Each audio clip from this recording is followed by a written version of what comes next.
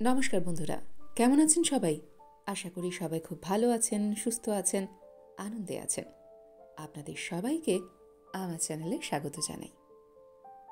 আজ আমি আপনাদের পড়ে শোনাব নারায়ণ গঙ্গোপাধ্যায়ের লেখা গল্প টোপ।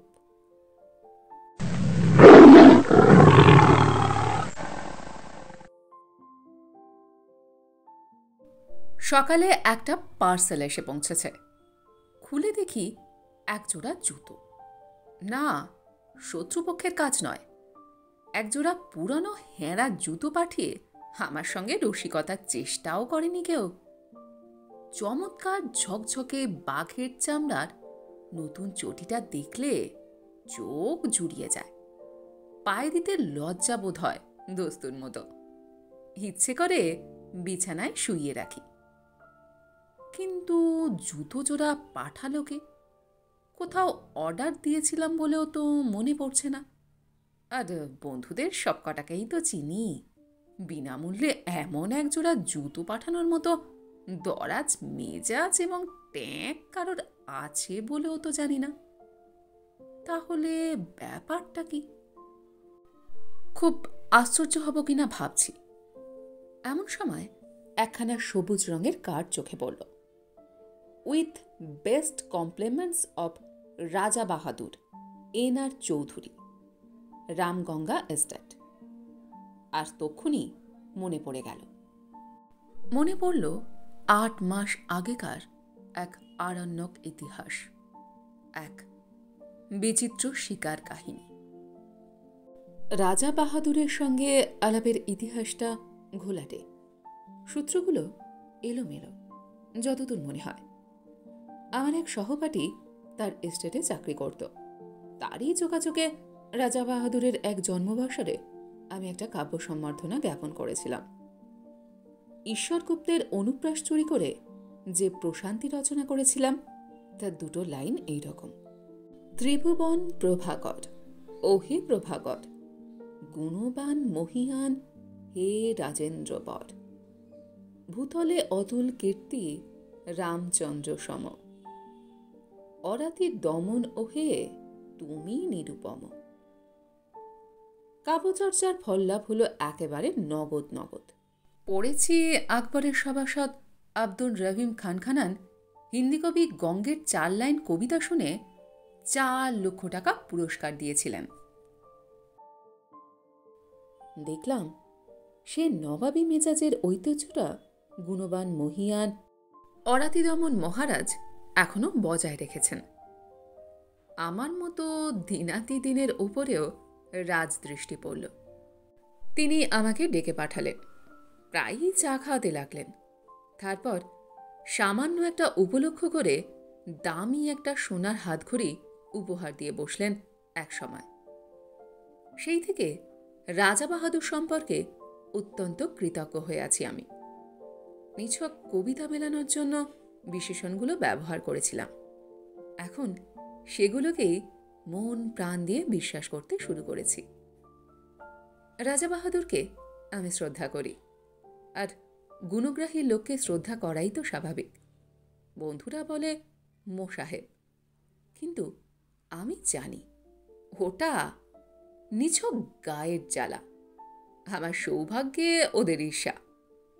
তা আমি পরোয়া করি না। নৌকা বাঁধতে হলে বড় গাছ দেখে বাঁধাই ভালো, অন্তত ছোটখাটো ঝড়ঝাপটার আঘাতে সম্পূর্ণ নিরাপদ। তাই মাস ৮ আগে রাজা বাহাদুর যখন শিকারে তার সহযাত্রী হওয়ার জন্য আমাকে নিমন্ত্রণ জানালেন, তখন তা আমি ঠেলতে পারলাম না। কলকাতার সমস্ত কাজকর্ম ফেলে ঊর্ধ্বশ্বাসে বেরিয়ে পড়া গেল। তাছাড়া গোড়া সৈন্যদের মাঝে মাঝে রাইফেল উঁচিয়ে শকুন মারতে দেখা ছাড়া শিকার সম্বন্ধে কোনো স্পষ্ট ধারণাই নেই আমার। সেদিক থেকেও মনের ভেতরে গভীর এবং নিবিড় একটা প্রলোভন ছিল। জঙ্গলের ভেতরে ছোট একটা রেল লাইনে আরও ছোট একটা স্টেশনে গাড়ি থামল। নামবার সঙ্গে সঙ্গে সোনালি তকমাটা ঝকঝকে পোশাক পরা আর্দালি এসে সেলাম দিল আমাকে। বললে, হুজুর চলুন। স্টেশনের বাইরে মেটে রাস্তায় দেখি মস্ত একখানা গাড়ি, যার পুরো নাম রোলস রয়েস, সংক্ষেপে যাকে বলে রোজ। তা রোজই বটে। মাটিতে চলল না রাজহাঁসের মতো হাওয়ায় ভেসে গেল সেটা ঠিক ঠাউর করে উঠতে পারলাম না। চামড়ার খটখটে গদি নয়, লাল মখমলের কুষাণে হেলান দিতে সংকোচ হয়, পাছে মাথার সস্তা নারকেল তেলের দাগ ধরে যায়। আর বসবার সঙ্গে সঙ্গেই মনে হয় সমস্ত পৃথিবীটা নিচের মাটির ঢেলার মতো গুঁড়িয়ে যাক, আমি এখানে সুখে এবং নিশ্চিন্তে ঘুমিয়ে পড়তে পারি। হাঁসের মতো ভেসে চলল রোজা, মেটে রাস্তায় চলেছে, অথচ এতটুকু ঝাঁকুনি নেই। ইচ্ছে হলো একবার ঘাড় বার করে দেখি গাড়িটা ঠিক মাটি দিয়েই চলছে না দুহাত ওপরে দিয়ে উড়ে চলেছে ওর চাকাগুলো। পথের দুপাশে তখন নতুন একটা জগতের ছবি। সবুজ শালবনের আড়ালে আড়ালে চা বাগানের বিস্তর চকচকে উজ্জ্বল পাতার শান্ত শ্যামল সমুদ্র, দূরে আকাশের গায়ে কালো পাহাড়ের রেখা। ক্রমশ চা বাগান শেষ হয়ে এলো। পথের দুপাশে ঘন হয়ে দেখা দিতে লাগলো অবিচ্ছিন্ন শালবন। একজন আর্দালি জানালো, হুজুর, ফরেস্ট এসে পড়েছে। ফরেস্টই বটে। পথের ওপর থেকে সূর্যের আলো সরে গেছে, এখন শুধু শান্ত আর বিষণ্ণ ছায়া। রাত্রির শিশির এখনো ভিজিয়ে রেখেছে পথটাকে। রোজের নিঃশব্দ চাকার নিচে মরমর করে সাড়া তুলছে শুকনো শালের পাতা। বাতাসে গুঁড়ো গুঁড়ো বৃষ্টির মতো শালের ফুল ঝরে পড়ছে পথের পাশে, উড়ে আসছে গায়ে। কোথা থেকে চকিতের জন্য ময়ূরের তীক্ষ্ণ চিৎকার ভেসে এলো। দুপাশে নিবিড় শালের বন, কোথাও কোথাও ভেতর দিয়ে খানিকটা দৃষ্টি চলে, কখনো কখনো বুনো ঝোপে আচ্ছন্ন। মাঝে মাঝে এক টুকরো কাঠের গায়ে লেখা 1935, 1940। মানুষ বনকে শুধু উচ্ছন্ন করতে চায় না, তাকে বাড়াতেও চায়। এইসব প্লটে বিভিন্ন সময় নতুন করে শালের চারা রোপণ করা হয়েছে, এ তারই নির্দেশ। বনের রূপ দেখতে দেখতে চলেছি। মাঝে মাঝে ভয় যে করছিল না এমন নয়। এই ঘন জঙ্গলের মধ্যে হঠাৎ যদি গাড়ির ইঞ্জিন খারাপ হয়ে যায় আর তাক বুঝে যদি লাফ মারে একটা বুনো জানোয়ার, তাহলে তাহলে পকেটের ফাউন্টেন পেনটা ছাড়া আত্মরক্ষার আর কোনো অস্ত্রই সঙ্গে নেই। শেষটায় আর থাকতে না পেরে জিজ্ঞাসা করে বসলাম, হ্যাঁ রে, এখানে বাঘ আছে?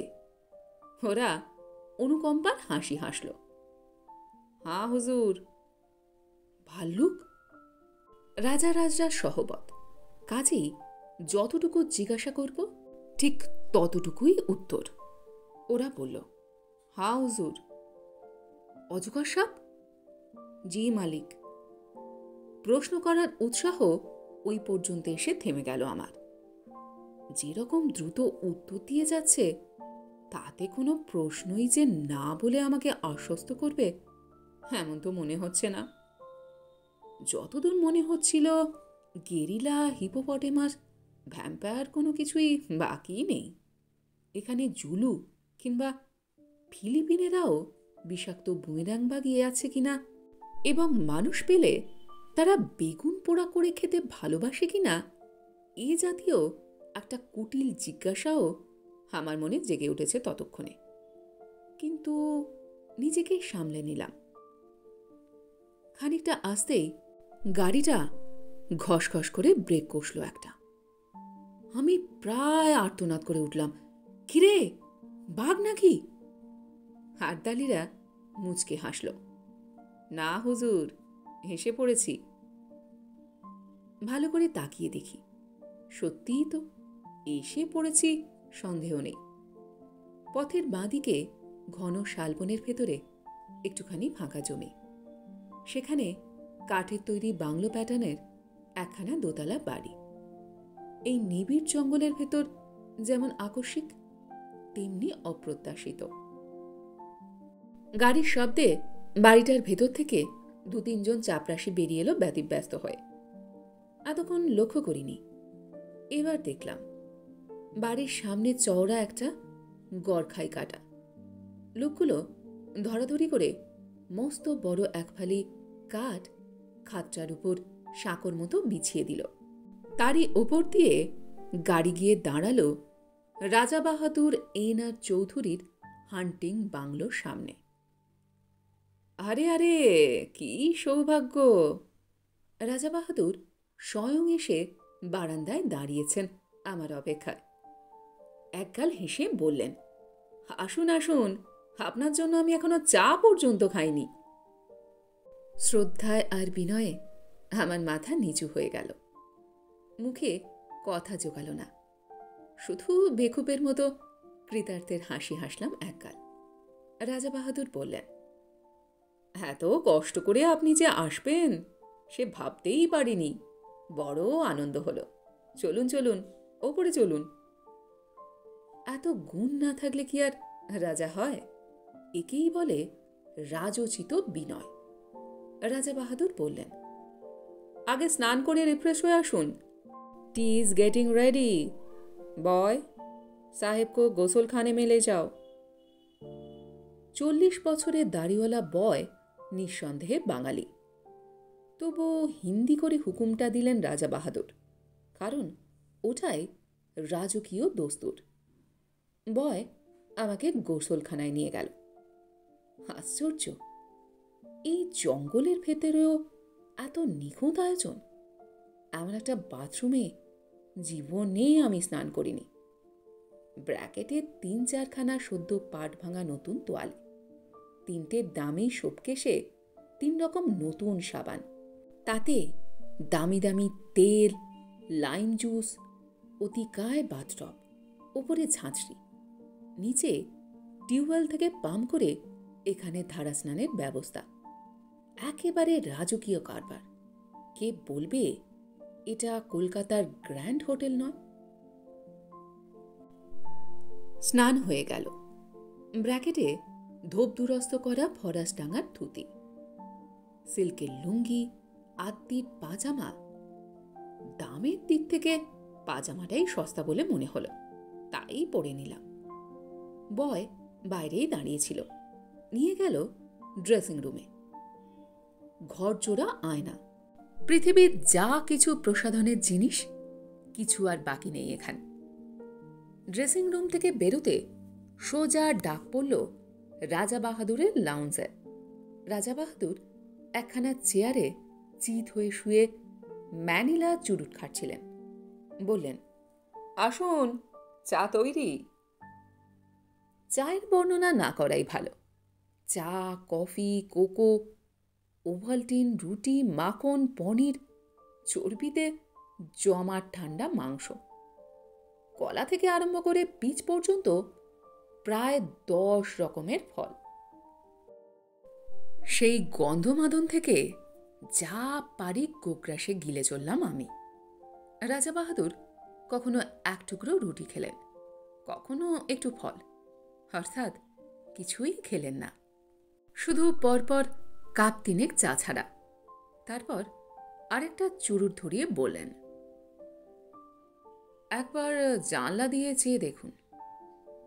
দেখলাম প্রকৃতির এমন অপূর্ব রূপ জীবনে আর দেখিনি।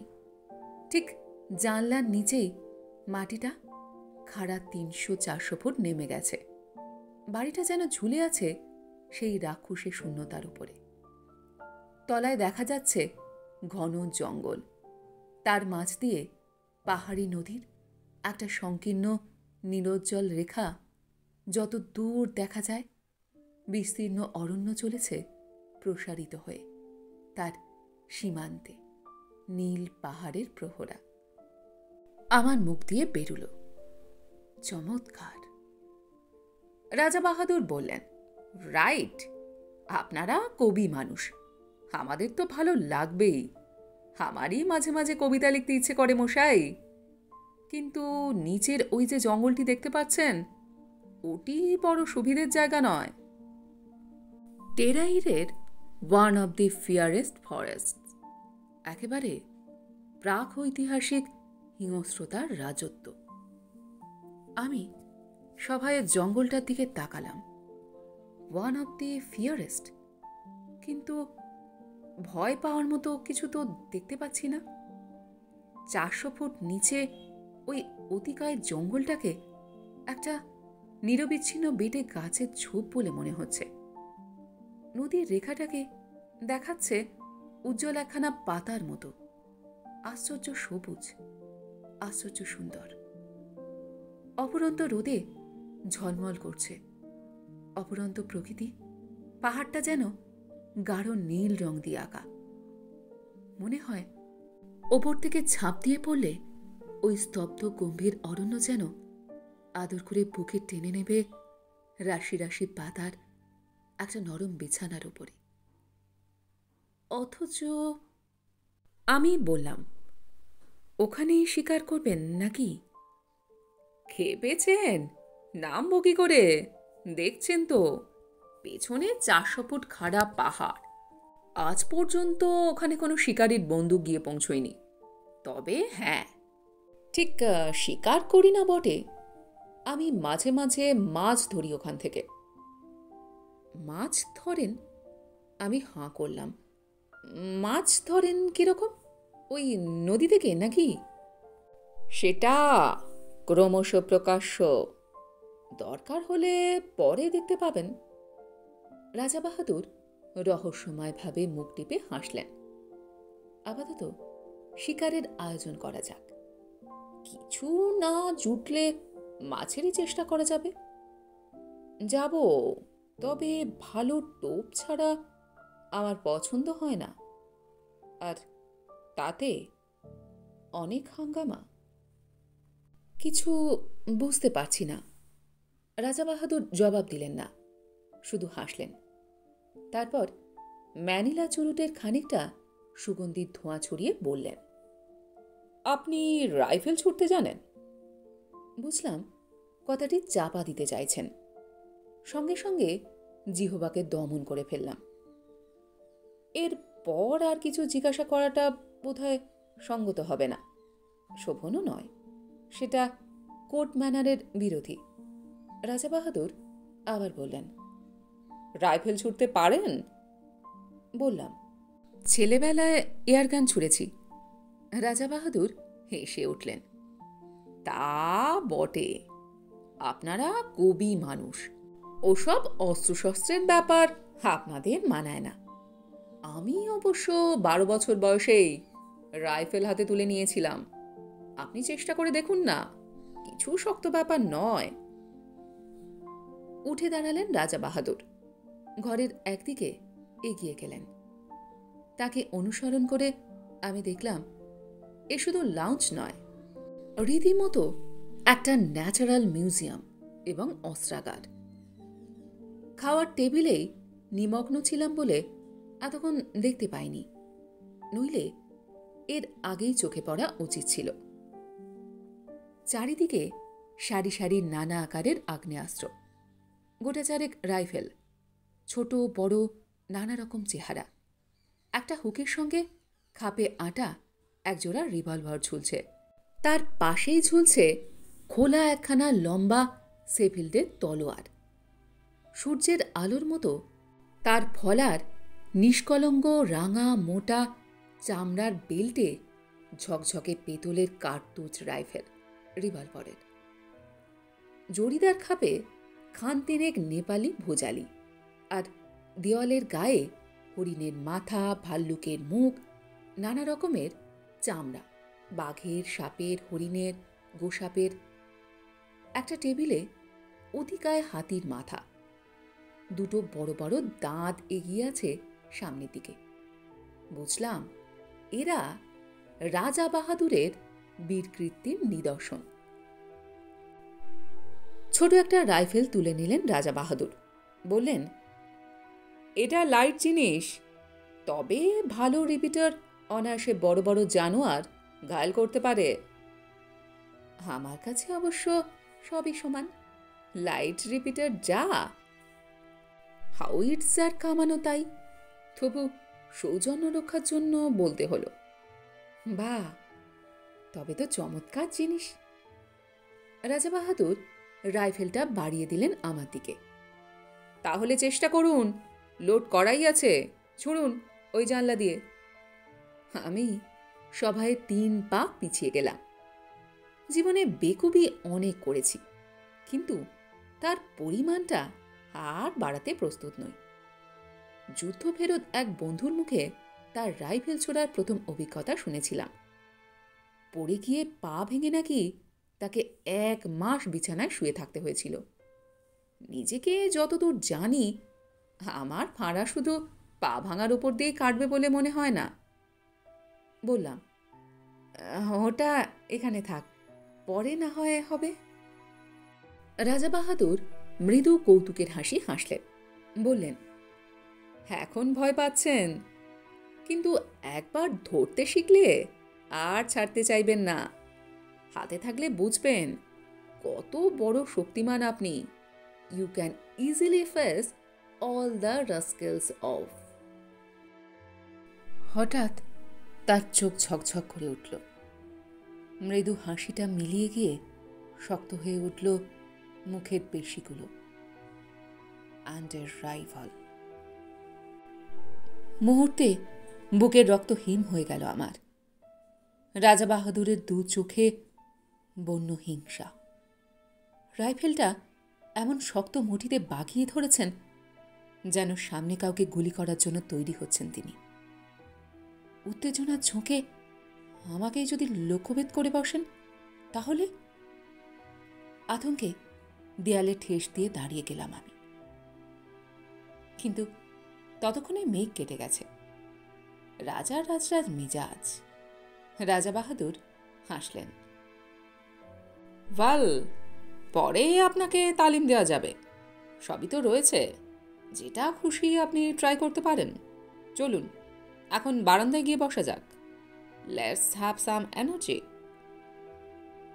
প্রাতরাশে প্রায় বিন্ধ্য পর্বত উদরাস্বাদ করা হয়েছে। আর কি হলে এনার্জি সঞ্চিত হবে বোঝা শক্ত। কিন্তু কথাটা বলেই রাজা বাহাদুর বাইরের বারান্দার দিকে পা বাড়িয়েছেন। সুতরাং আমাকেও পিছু নিতে হলো। বাইরের বারান্দায় বেতের চেয়ার, বেতের টেবিল। এখানে ঢোকবার পরে এমন সব বিচিত্র রকমের আসনে বসেছি যে আমি প্রায় নার্ভাস হয়ে উঠেছি। তবু যেন বেতের চেয়ারে বসতে পেয়ে খানিকটা সহজ অন্তরঙ্গতা অনুভব করা গেল। এটা অন্তত চেনা জিনিস। আর বসবার সঙ্গে সঙ্গেই বোঝা গেল এনার্জি কথাটার আসল তাৎপর্য কি। বেয়ারা তৈরি ছিল। ট্রেতে করে একটি ফেনিল গ্লাস সামনে এনে রাখল। অ্যালকোহলের উগ্র গন্ধ ছড়িয়ে গেল বাতাসে। রাজা বাহাদুর স্মিত হাস্যে বললেন, চলবে? সবিনয়ে জানালাম, না। তবে বিয়ার আনবে? একেবারে মেয়েদের ড্রিঙ্ক, নেশা হবে না। না থাক, অভ্যাস নেই কোনোদিন। গুড কন্ডাক্টের প্রাইজ পাওয়া ছেলে। রাজা বাহাদুরের সুরে অনুকম্পার আভাস। আমি কিন্তু 14 বছর বয়সেই প্রথম ড্রিঙ্ক ধরি। রাজা রাজরার ব্যাপার সবই অলৌকিক। জন্মাবার সঙ্গে সঙ্গেই খেউটের বাচ্চা। সুতরাং মন্তব্য অনাবশ্যক। ট্রে বারবার যাতায়াত করতে লাগল। রাজা বাহাদুরের প্রখর উজ্জ্বল চোখ দুটো ঘোলাটে হয়ে এলো ক্রমশ। ফর্সা মুখ গোলাপি রং ধরল। হঠাৎ অসুস্থ দৃষ্টিতে তিনি আমার দিকে তাকালেন। আচ্ছা, বলতে পারেন আপনি রাজা নন কেন? এরকম একটা প্রশ্ন করলে বোকার মতো দাঁত বের করে থাকা ছাড়া গতান্তর নেই। আমিও তাই করলাম। বলতে পারলেন না? না। আপনি মানুষ মারতে পারেন? এই আবার কিরকম কথা? আমার আতঙ্ক জাগল। না। তাহলে বলতে পারবেন না। You are absolutely hopeless. উঠে দাঁড়িয়ে ঘরের দিকে পা বাড়ালেন রাজা বাহাদুর। বলে গেলেন, আই পিটি ইউ। বুঝলাম নেশাটা চড়েছে। আমি আর কথা বাড়ালাম না, চুপ করে বসে রইলাম সেখানে। খানিক পরেই ঘরের ভেতরে নাক ডাকার শব্দ। তাকিয়ে দেখি তার লাউন্সের সেই চেয়ারটায় হাঁ করে ঘুমোচ্ছেন রাজা বাহাদুর। মুখের কাছে কতকগুলো মাছি উঠছে ভনভন করে।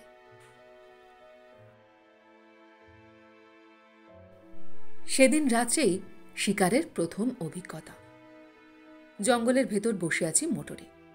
দুটো তীব্র হেডলাইটের আলো পড়েছে সামনের সংকীর্ণ পথে, আর দুধারে শালবন।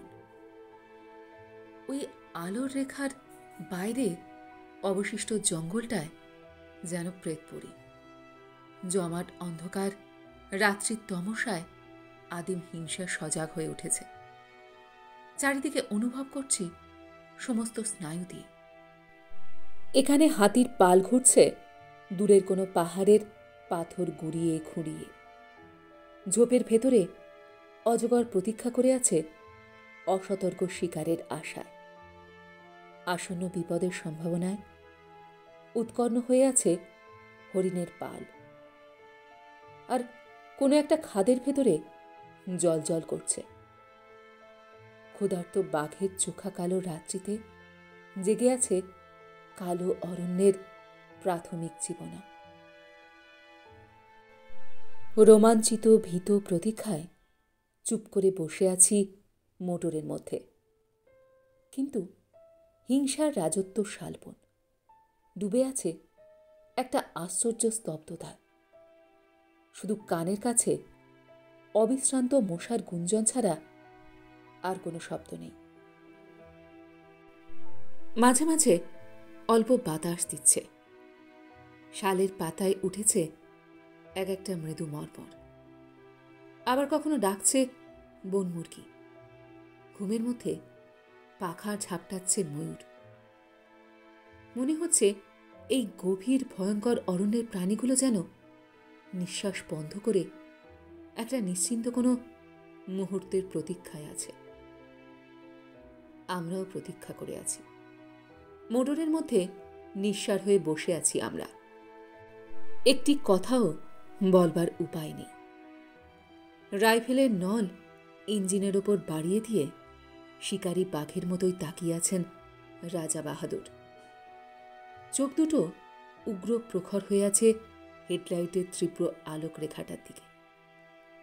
একটা জানোয়ার ওই রেখাটা পেরোবার দুঃসাহস করলেই রাইফেল গর্জন করে উঠবে। কিন্তু জঙ্গলের সেই আশ্চর্য স্তব্ধতা অরণ্য যেন আজ রাতে বিশ্রাম করছে একটি রাতের জন্য। ক্লান্ত হয়ে জানোয়ারগুলো ঘুমিয়ে পড়েছে খাদের ভেতরে। ঝোপের আড়ালে কেটে চলেছে মন্থর সময়। রাজা বাহাদুরের হাতের রেডিয়াম ডায়াল ঘড়িটা একটা সবুজ চোখের মতো জ্বলছে।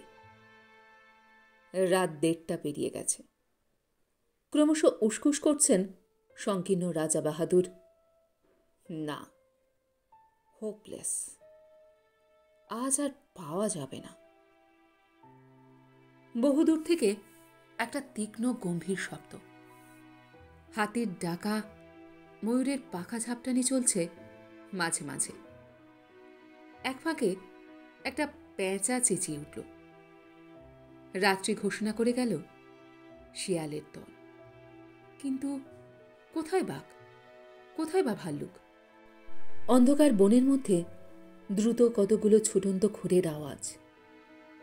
পালিয়ে গেল হরিণের পাল।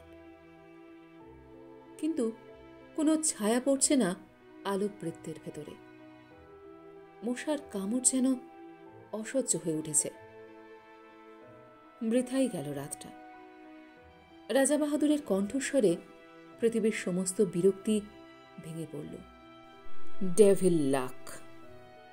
সিটের পাশ থেকে একটা ফ্লাক্স তুলে নিয়ে ঢকঢক করে ঢাললেন গলাতে।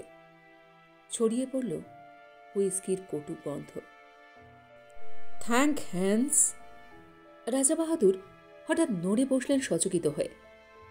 নক্ষত্র বেগে হাতটা চলে গেল রাইফেলের ট্রিগারে। শিকার এসে পড়েছে। আমিও দেখলাম বহুদূর থেকে আলোর রেখাটার ভেতর কি একটা জানোয়ার দাঁড়িয়ে আছে স্থির হয়ে। এমন একটা জোরালো আলো চোখে পড়তে কেমন দিশেহারা হয়ে গেছে। তাকিয়ে আছে এই দিকেই। দুটো জোনাকির বিন্দুর মতো চিকচিক করছে তার চোখ। ড্যাম! রাইফেল থেকে হাত সরিয়ে নিলেন রাজা বাহাদুর, কিন্তু পর মুহূর্তেই চাপা উত্তেজিত গলায় বললেন, থাক, হাত ছুঁচোই মারব।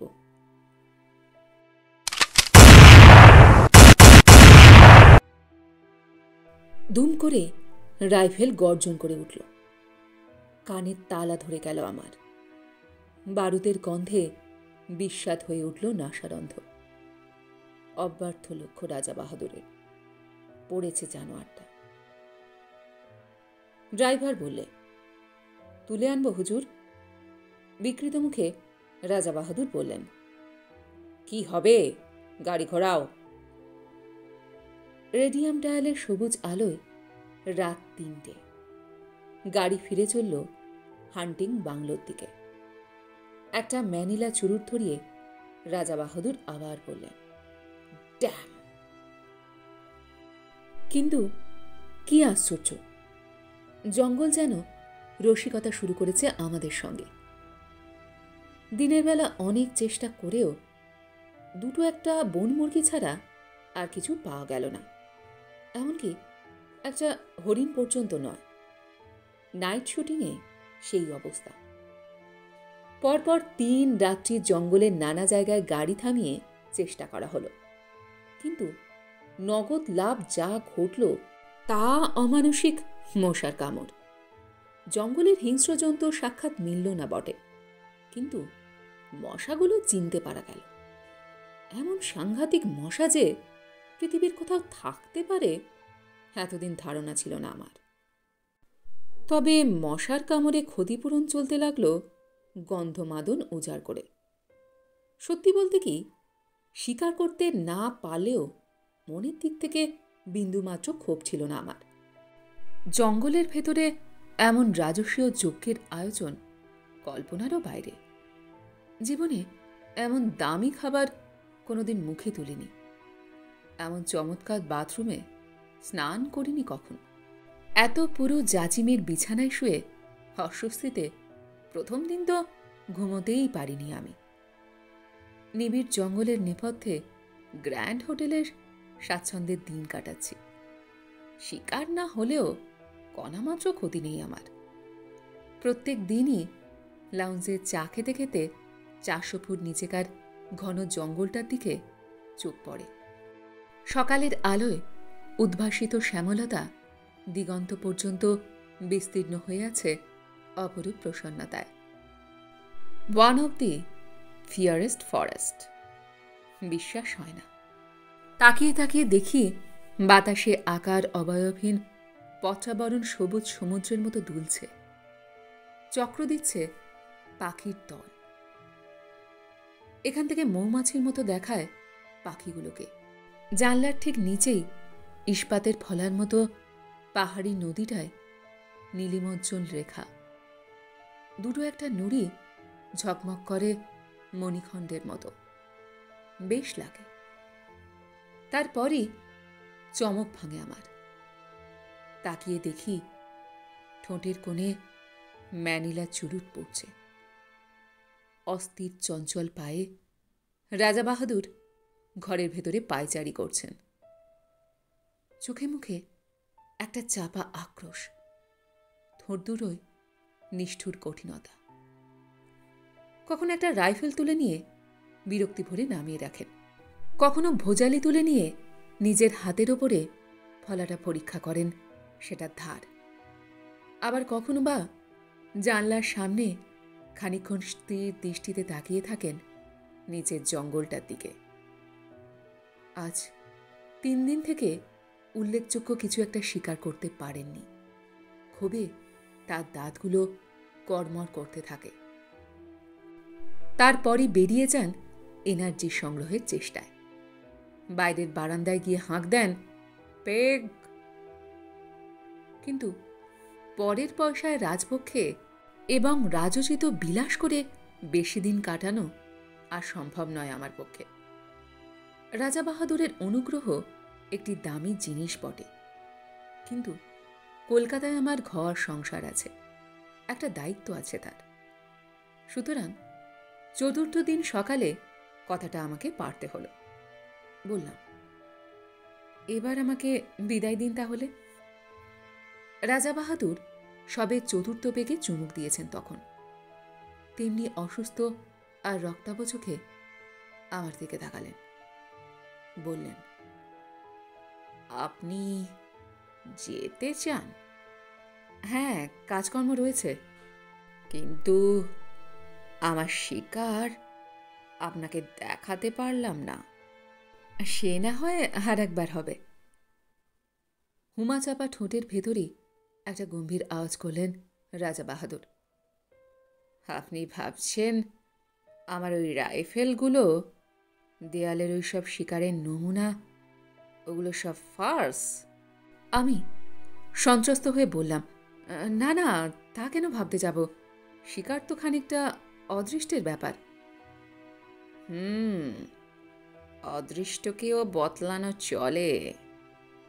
রাজা বাহাদুর উঠে পড়লেন, আমার সঙ্গে আসুন। দুজনে বেরিয়ে এলাম। রাজা বাহাদুর আমাকে নিয়ে এলেন হান্টিং বাংলোর পেছনের দিকটাতে, ঠিক সেখানে, যার 400 ফুটের নিচে টেরাইয়ের অন্যতম হিংস্র অরণ্য বিস্তীর্ণ হয়ে আছে। এখানে আসতে আর একটা নতুন জিনিস চোখে পড়ল। দেখি কাঠের একটা রেলিং দেয়া সাঁকোর মতো জিনিস, সেই সীমাহীন শূন্যতার উপরে প্রায় 15 মণ হাত প্রসারিত হয়ে আছে। তার পাশে দুটো বড় বড় কাঠের চাকা, তাদের সঙ্গে দুজোড়া মোটা কাছি জড়ানো। ব্যাপারটা ঠিক কি বুঝতে পারলাম না। আসুন। রাজা বাহাদুর সেই ঝুলন্ত সাঁকোটার উপর গিয়ে দাঁড়ালেন। আমিও গেলাম তার পেছনে পেছনে। একটা আশ্চর্য বন্দোবস্ত। ঠিক সাঁকোটার নিচেই পাহাড়ি নদীটার রেখা, নুড়ি মেশানো সংকীর্ণ বালুতট তার দুপাশে। তাছাড়া জঙ্গল আর জঙ্গল। নিচে তাকাতে আমার মাথা ঘুরে উঠল। রাজা বাহাদুর বললেন, এসব কি জানেন? না। আমার মাছ ধরার বন্দোবস্ত। এর কাজ খুব গোপনে। নানা হাঙ্গামা আছে, কিন্তু অব্যর্থ। ঠিক বুঝতে পারছি না। আজ রাতেই বুঝতে পারবেন। শিকার দেখাতে আপনাকে ডেকে এনেছি। নতুন একটা শিকার দেখাবো, কিন্তু কোনো দিন এর কথা কারোর কাছে প্রকাশ করতে পারবেন না। কিছু না বুঝেই মাথা নাড়লাম। না। তাহলে আজ রাতটা অবধি থাকুন। কাল সকালেই আপনার গাড়ির ব্যবস্থা করব।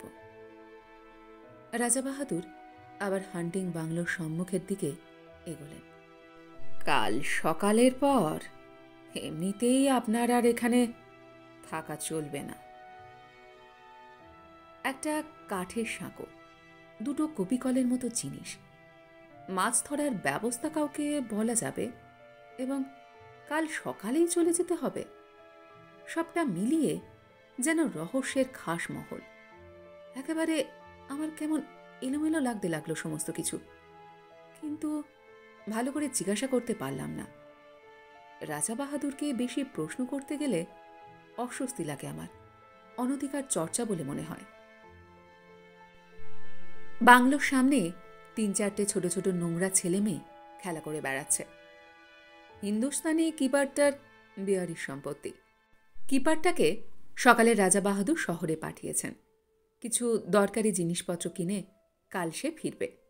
ভারী বিশ্বাসী আর অনুগত লোক। মাতৃহীন ছেলেমেয়েগুলো সারা দিন হুটোপাটি করে। ডাকবাংলোর সামনে রাজা বাহাদুর বেশ অনুগ্রহের চোখে দেখেন ওদের। দোতলার জানলা থেকে পয়সা, রুটি কিংবা বিস্কুট ছুঁড়ে দেন। নিচে ওরা সেগুলো নিয়ে কুকুরের মতো লোফালুফি করে। রাজা বাহাদুর তাকিয়ে তাকিয়ে দেখেন সকৌতুকে। আজও ছেলেমেয়েগুলো হুল্লোড় করে তার চারিপাশে এসে ঘিরে দাঁড়ালো। বললে, হুজুর সালাম। রাজা বাহাদুর পকেটে হাত দিয়ে কতগুলো পয়সা ছড়িয়ে দিলেন ওদের ভেতরে। হরির লুটের মতো খাড়াকাড়ি পড়ে গেল। বেশ ছেলেমেয়েগুলি, 2 থেকে 8 বছর পর্যন্ত বয়স। আমার ভারী ভালো লাগে ওদের। আরণ্যক জগতের শাল শিশুর মতো সতেজ আর জীবন্ত প্রকৃতির ভেতর থেকে প্রাণ আহরণ করে যেন বড় হয়ে উঠছে। সন্ধ্যায় ডিনার টেবিলে বসে আমি বললাম, আজ রাত্রে মাছ ধরার কথা আছে আপনার? চোখের কোণা দিয়ে আমার দিকে তাকালেন রাজা বাহাদুর। লক্ষ্য করেছি আজ সমস্ত দিন বড় বেশি মদ খাচ্ছেন আর ক্রমাগত চুরুট টেনে চলছেন। ভালো করে আমার সঙ্গে কথা পর্যন্ত বলেননি। ভেতরে ভেতরে কিছু একটা ঘটে চলেছে তাঁর। রাজা বাহাদুর সংক্ষেপে বললেন, আমি সসংকোচে জিজ্ঞাসা করলাম, কখন হবে? এক মুখ ম্যানিলা চুরুটের ধোঁয়া ছড়িয়ে তিনি জবাব দিলেন, সময় হলে ডেকে পাঠাবো।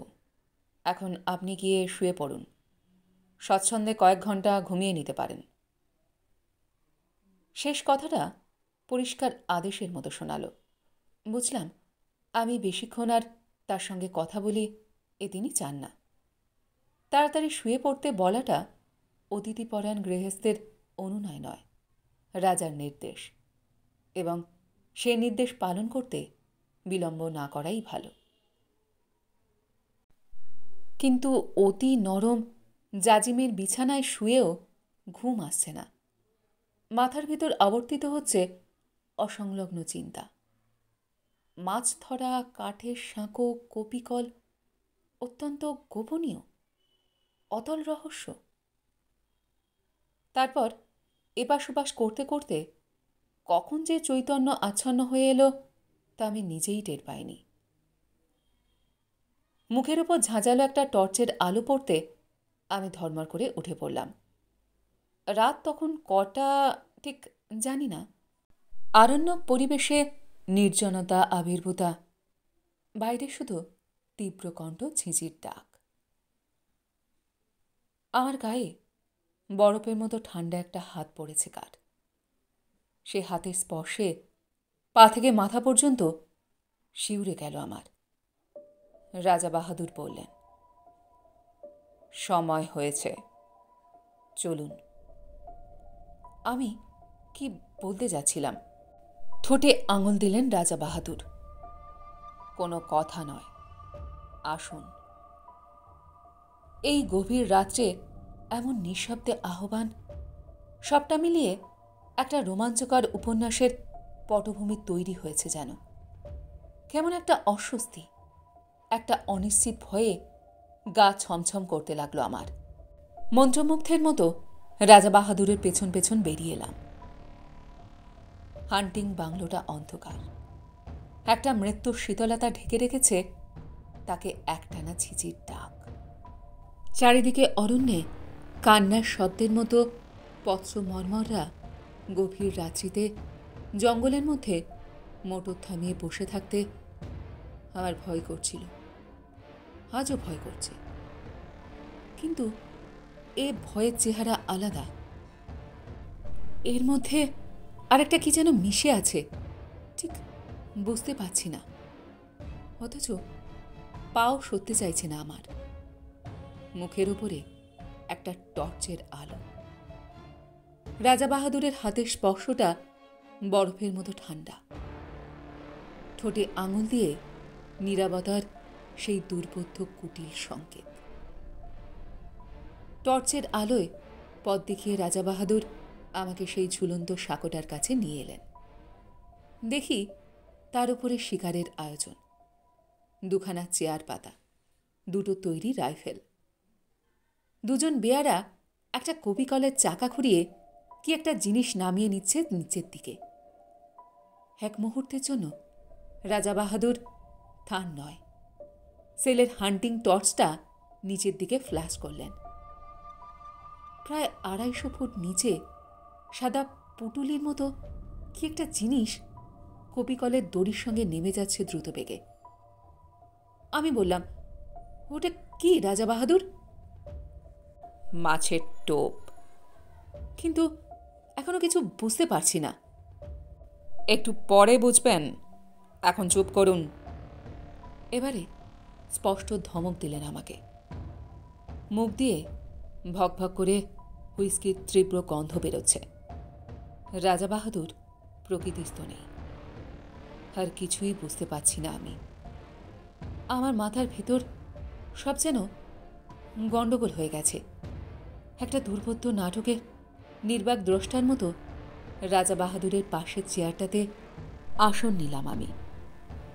ওদিকে ঘন কালো বনান্তের ওপরে ভাঙা চাঁদ দেখা দিল। তার খানিকটা ম্লান আলো এসে পড়ল 400 ফুট নিচের নদীর জলে, তার ছড়ানো মণিখণ্ডের মতো নড়িগুলোর ওপরে। আবছাভাবে যেন দেখতে পাচ্ছি কপিকলের দড়ির সঙ্গে বাঁধা সাদা পুটুলিটা অল্প অল্প নড়ছে বালির ওপর। এক হাতে রাজাবাহাদুর রাইফেলটা বাগিয়ে ধরে আছেন, আর এক হাতে মাঝে মাঝে আলো ফেলছেন নিচের পুটুলিটায়। চকিত আলোয় যেটুকু মনে হচ্ছে পুটুলিটা যেন জীবন্ত, অথচ কি জিনিস কিছু বুঝতে পারছি না। এ নাকি মাছের টোপ, কিন্তু কি মাছ? এ কিসের টোপ? আবার সেই স্তব্ধতার প্রতীক্ষা। মুহূর্ত কাটছে, মিনিট কাটছে, ঘণ্টা কাটছে। রাজাবাহাদুরের টর্চের আলো বারে বারে পিছলে পড়ছে নিচের দিকে। দিগন্ত প্রসার হিংস্র অরণ্য ভাঙা ভাঙা জ্যোৎস্নায় দেখাচ্ছে তরঙ্গিত একটা সমুদ্রের মতো। নিচের নদীটা ঝকঝক করছে, যেন একখানা খাপখোলা তলোয়ার। অবাক বিস্ময়ে আমি বসে আছি। মিনিট কাটছে, ঘণ্টা কাটছে। টোপ ফেলে মাছ ধরছেন রাজাবাহাদুর, অথচ সব ধোঁয়াটে লাগছে আমার। কান পেতে শুনছি ঝিঝির ডাক, দূরে হাতির গর্জন, শালপাতার মর্মর। এ প্রতীক্ষার তত্ত্ব আমার কাছে দুর্বোধ্য। শুধু হুইস্কি আর ম্যানিলা চুরুটের গন্ধ এসে লাগছে আমার। মিনিট কাটছে, ঘণ্টা কাটছে।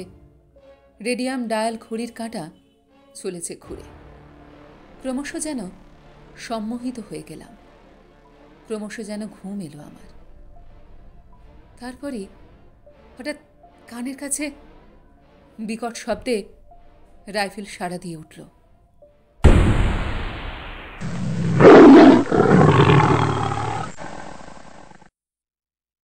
চারশো ফুট নিচ থেকে ওপরের দিকে উৎক্ষিপ্ত হয়ে উঠল প্রচণ্ড বাঘের গর্জন। চেয়ার শুদ্ধ আমি কেঁপে উঠলাম। টর্চের আলোটা সোজা পড়ছে নুড়ি ছড়ানো বালির ডাঙার ওপরে। পরিষ্কার দেখতে পেলাম ডোরাকাটা অতিকায় একটা বিশাল জানোয়ার সাদা পুটুলিটার ওপর একখানা থাবা চাপিয়ে দিয়ে পড়ে আছে। সাপের মতো ল্যাজ আঁচড়াচ্ছে অন্তিম আক্ষেপে। ওপর থেকে ইন্দ্রের বজ্রের মতো অব্যর্থ গুলি গিয়ে লেগেছে তার মাথায়। এত ওপর থেকে এমন দুর্নিবার মৃত্যু নামবে আশঙ্কা করতে পারেনি। রাজাবাহাদুর সোৎসাহে বললেন, ফতে! এতক্ষণে মাছ ধরবার ব্যাপারটা বুঝতে পেরেছি। সোৎসাহে সোল্লাসে বললাম, মাছ তো ধরলেন, ডাঙায় তুলবেন কেমন করে? ওই কপি কল দিয়ে। এই জন্যই তো ওগুলোর ব্যবস্থা। ব্যাপারটা যেমন বিচিত্র তেমনি উপভোগ্য। আমি রাজা বাহাদুরকে অভিনন্দিত করতে যাব। এমন সময় পরিষ্কার শুনতে পেলাম শিশুর গোঙানি, ক্ষীণ অথচ নির্ভুল। কিসের শব্দ? 400 ফুট নিচ থেকে ওই শব্দটা আসছে। হ্যাঁ, কোনো ভুল নেই, মুখের বাঁধন খুলে গেছে। কিন্তু বড় দেরিতে আমার রক্ত হিম হয়ে গেল, আমার চুল খাড়া হয়ে উঠল। আমি পাগলের মতো চিৎকার করে বলে উঠলাম, রাজা বাহাদুর, কিসের টোপ আপনার? কি দিয়ে আপনি মাছ ধরলেন? চুপ। একটা কালো রাইফেলের নল আমার বুকে ঠেকালেন রাজা বাহাদুর। তারপরই আমার চারিদিকে পৃথিবীটা পাক খেতে খেতে হাওয়ায় করা একটা বুদবুদের মতো শূন্যে মিলিয়ে গেল। রাজা বাহাদুর জাপটে না ধরলে 400 ফুট নিচেই পড়ে যেতাম হয়তো।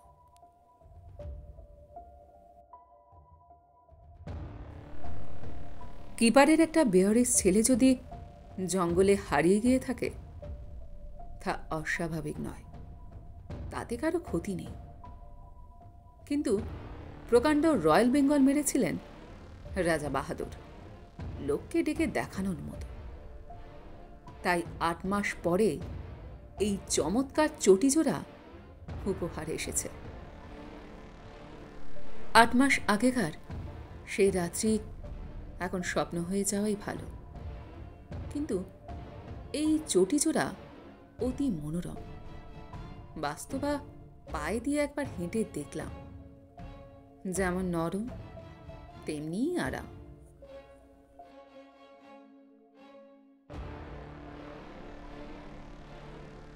গল্পটি এইখানে সমাপ্ত হল। আপনারা এতক্ষণ শুনছিলেন নারায়ণ গঙ্গোপাধ্যায়ের লেখা গল্প টোপ।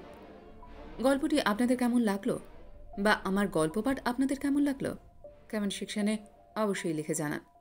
যদি আমার গল্পপাঠ আপনাদের ভালো লেগে থাকে তাহলে আশা করব লাইক শেয়ার অবশ্যই করবেন। আর এই ধরনের সুন্দর সুন্দর কাহিনী আরও শুনবার জন্য আমার চ্যানেলটিকে সাবস্ক্রাইব করতে ভুলবেন না কিন্তু।